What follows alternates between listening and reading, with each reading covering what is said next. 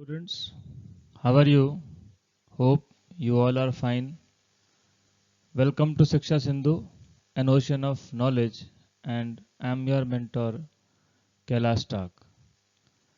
Today we are going to start the chapter 1, Computer Systems.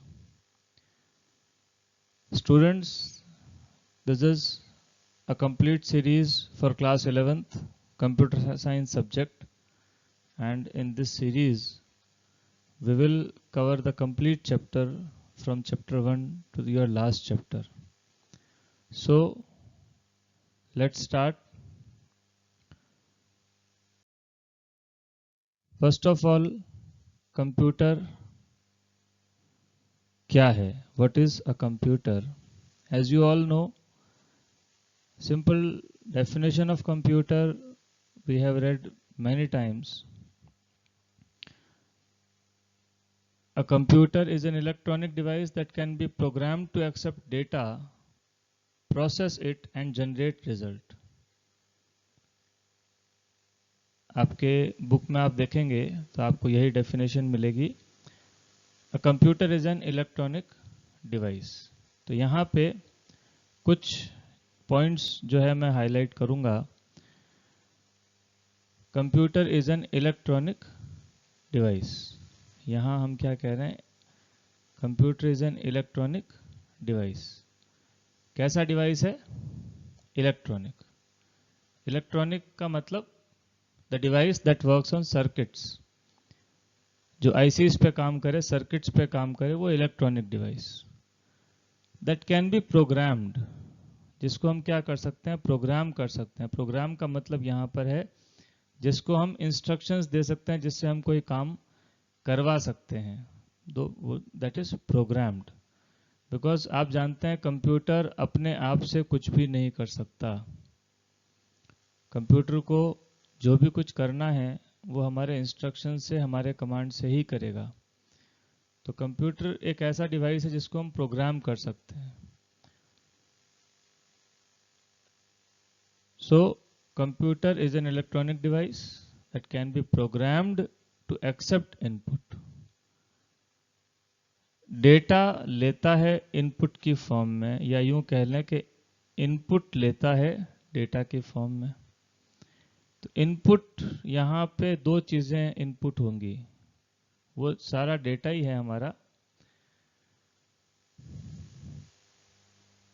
Input जो होगा वो हम कंप्यूटर को डेटा भी इनपुट देंगे, यानी कि जो भी हमें प्रोसेस करना है या जिस चीज़ के लिए हमें हमारा आउटपुट चाहिए, हम वो तो उसको देंगे ही देंगे. साथ में हम इंस्ट्रक्शंस भी देंगे, प्रोग्राम भी देंगे. ये भी इनपुट का ही पार्ट है.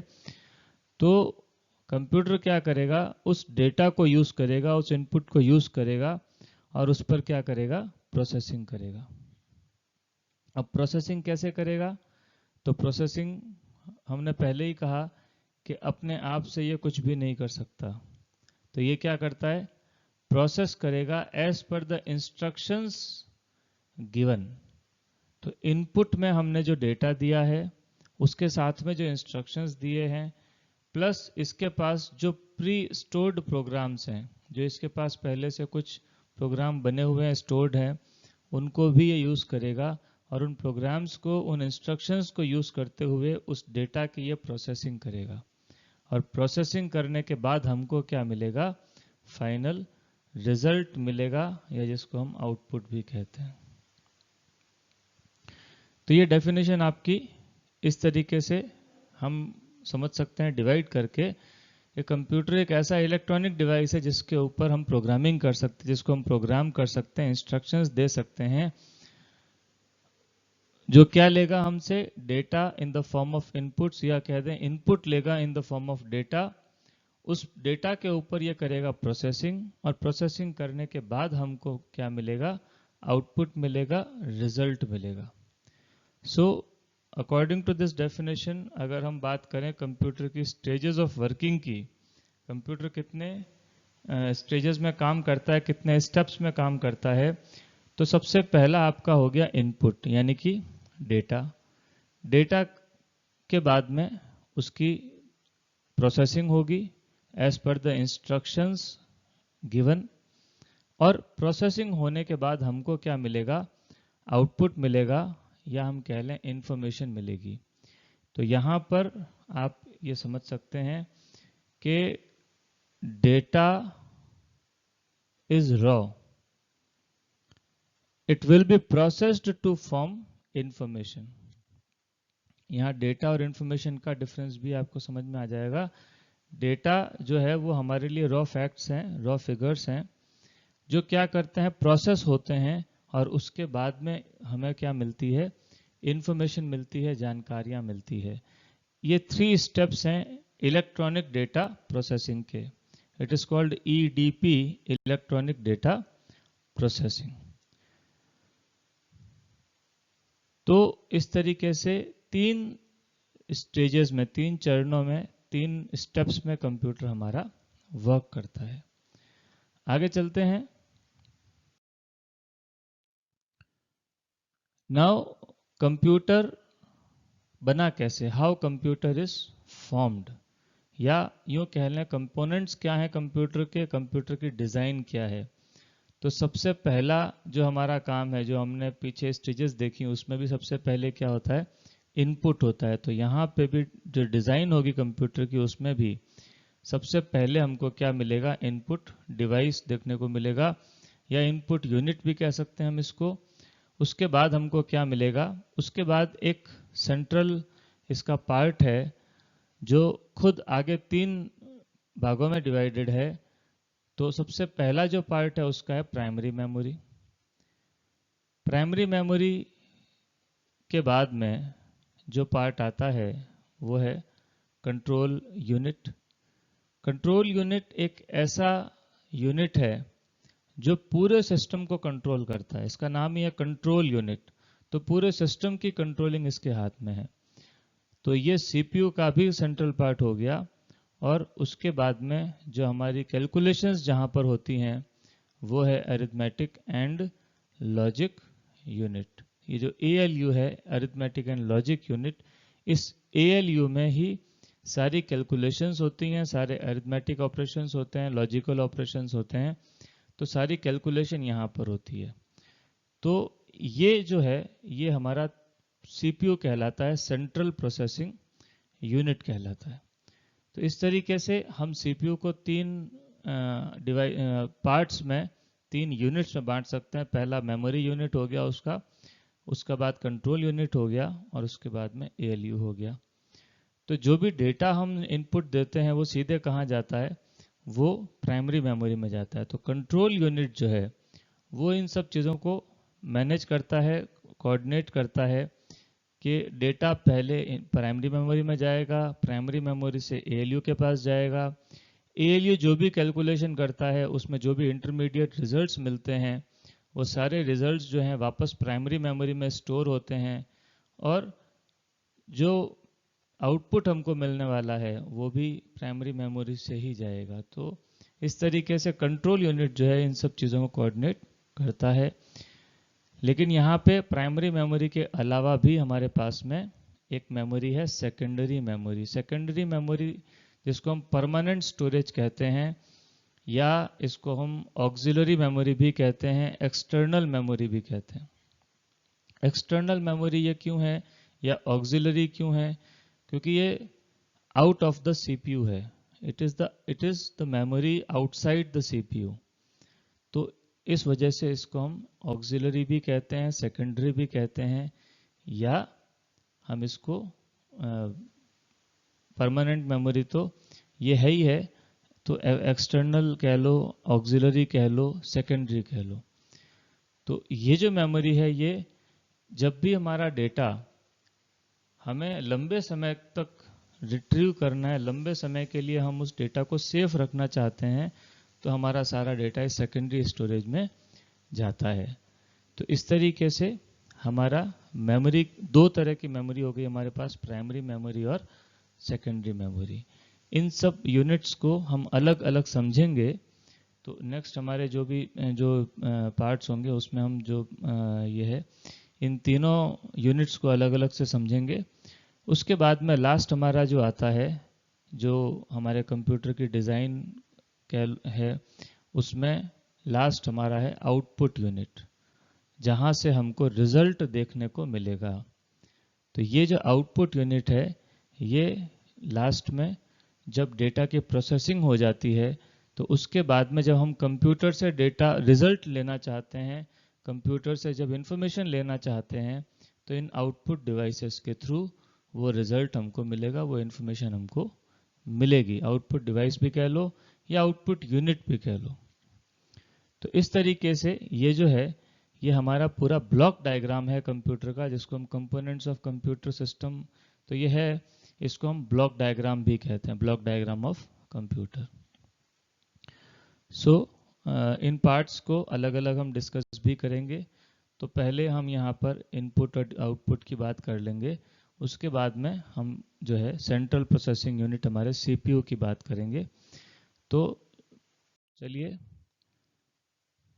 सबसे पहली बात इनपुट डिवाइसेस। अब कौन कौन से इनपुट डिवाइसेस हैं हमारे पास? नॉर्मली कीबोर्ड सबसे कॉमन है, टेक्स्ट इनपुट के लिए काम में आता है। आप लोग सब देखते हैं कीबोर्ड कैसा होता है, कीबोर्ड आपको टाइपराइटर के जैसा ही दिखेगा और टेक्स्ट इनपुट के लिए काम आएगा। माउस आप सब जानते हैं, माउस यूज़ करते हैं, पॉइंटिंग एंड सेलेक्टिंग डिवाइस है, पॉइंटर को आप मूव कर सकते हो माउस से और सिलेक्शन कर सकते हो। लाइट पेन, एक पेन जैसा एक स्टाइलस आता है, पेन जैसा एक छोटा सा डिवाइस होता है जो आपके डायरेक्टली मॉनिटर्स के ऊपर, स्क्रीन्स के ऊपर, नॉर्मली टच पैनल्स के साथ में भी काम में आता है।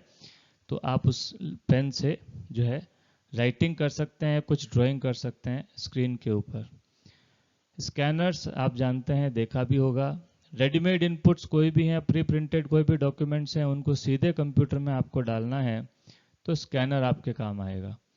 और डिजिटाइजर जो होते हैं, एक छोटे पैड होते हैं, माउस पैड की तरह आप समझो इसको, और उसके साथ में एक स्टाइलस होता है, जिस स्टाइलस को यूज़ करके आप कुछ भी लिखेंगे या कुछ भी बनाएंगे, ड्रॉ करेंगे, तो वो सीधे कंप्यूटर में आपको दिखाई दे जाएगा। इसका एक बहुत नॉर्मल लिविंग एग्जांपल अगर हम देखें तो कोई भी ऑफिसेस के अंदर जहाँ पे डिजिटल सिग्नेचर्स की ज़रूरत पड़ती है, तो या जहाँ पे सिग्नेचर्स को स्कैन करना होता है, तो वहाँ आजकल जनरली ये डिजिटाइजर्स यूज़ किए जाते हैं। तो कोई भी कस्टमर है या कोई भी जो है जिसका साइन चाहिए, वो सीधे इस डिजिटाइजर पे साइन करेगा आपने और वो सीधे कंप्यूटर में आ जाएंगे। तो इस तरीके से डिजिटाइजर्स का यूज़ हो रहा है। और टच स्क्रीन्स या टच पैनल्स जो हैं वो हम देखते हैं, यूज़ करते हैं एटीएम्स के अंदर, रेलवे स्टेशंस पर देखते हैं, आप इनको हाथ से टच करेंगे और ये काम करेंगे। और एक सबसे कॉमन इनपुट डिवाइस एक और है जो है माइक्रोफोन, आपका माइक। माइक से आप साउंड इनपुट दे सकते हैं, आप बोलेंगे और वो आवाज़ माइक्रोफोन में, माइक्रोफोन की जो आवाज़ है वो आपके कंप्यूटर में जाएगी और उसको भी आप रिकॉर्ड कर सकते हो। इसी तरीके से आउटपुट डिवाइसेस की हम बात कर लें तो आउटपुट डिवाइसेस में सबसे कॉमन जो है आपका मॉनिटर, एलईडीज, एलसीडीज जो आती हैं। पहले पुराने मॉनिटर्स आते थे, सीआरटी मॉनिटर्स होते थे। तो मॉनिटर जो है एक टीवी जैसा डिवाइस है जिस पर आप अपने कंप्यूटर के आउटपुट को देख सकते हो। तो ये बहुत कॉमन है। उसके बाद प्रिंटर, प्रिंटर को भी आप समझते हो, देखते हो, देखा है आप लोग सब लोगों ने। शॉप्स के ऊपर फोटोकॉपियर्स जो होते हैं उनके साथ भी प्रिंटर्स इनबिल्ट होते हैं, या ऑफिसेस के अंदर छोटे प्रिंटर्स आपने देखे होंगे, घर में भी आजकल प्रिंटर्स होते हैं। तो अगर आपको पेपर के ऊपर आउटपुट चाहिए, हार्ड कॉपी चाहिए जो आपको सेव करके रखनी है, कहीं फाइल करके रखनी है, या कहीं पे उसको जो है प्रेजेंट करना है, तो आप हार्ड कॉपी जब निकालेंगे तो उसके लिए प्रिंटर का यूज़ होगा। पेपर के ऊपर आप प्रिंट निकालना चाहें तो प्रिंटर का यूज़ कर सकते हैं। उसके बाद एक आउटपुट डिवाइस आता है जो है प्लॉटर। प्लॉटर क्या है? तो बड़ी साइज के प्रिंटर्स आप समझ लीजिए इसको। तो जहाँ पे प्रिंटर के अंदर जो साइज का पेपर या जो साइज का मीडिया प्रिंटर में आप प्रिंट नहीं कर सकते, वो मीडिया आपका प्लॉटर पे प्रिंट हो जाता है। तो आप देखते हैं बड़े बड़े जो फ्लैक्स प्रिंट होते हैं, एडवर्टीजमेंट्स जो लगते हैं रोड्स पे, या आपने जहाँ भी देखा होगा बड़े बैनर्स प्रिंट होते हैं, ये सारे प्लॉटर्स के ऊपर प्रिंट होते हैं। उसके बाद एक आउटपुट डिवाइस है आपका स्पीकर। तो स्पीकर जो है नॉर्मली साउंड आउटपुट है और यूज़ करते हैं हम नॉर्मली इसको। और कंप्यूटर से वॉइस आउटपुट कोई भी लेना है तो हम स्पीकर का यूज़ कर सकते हैं। तो स्टूडेंट्स, आज हमारी फर्स्ट लेक्चर है इस पूरी सीरीज़ का, तो इसलिए थोड़ा मैंने इसको शॉर्ट रखा है। And in your next video we will discuss the parts of CPU, क्योंकि सीपीयू इस वीडियो में मैंने इसलिए इंक्लूड नहीं किया कि बहुत लंबा हो जाता है, तो इसीलिए इसको मैंने शॉर्ट रखा है। सीपीयू हम नेक्स्ट वीडियो में इंक्लूड करेंगे, क्योंकि सीपीयू के तीनों पार्ट्स इंडिविजुअली डिस्कस करने हैं हमको और वो थोड़ा लंबा होगा, तो इसलिए हमने इस वीडियो में उसको नहीं डाला है। I hope you got all the concepts and all the terms very well. You understood well. So that's all for today, and thanks for watching. Best of luck.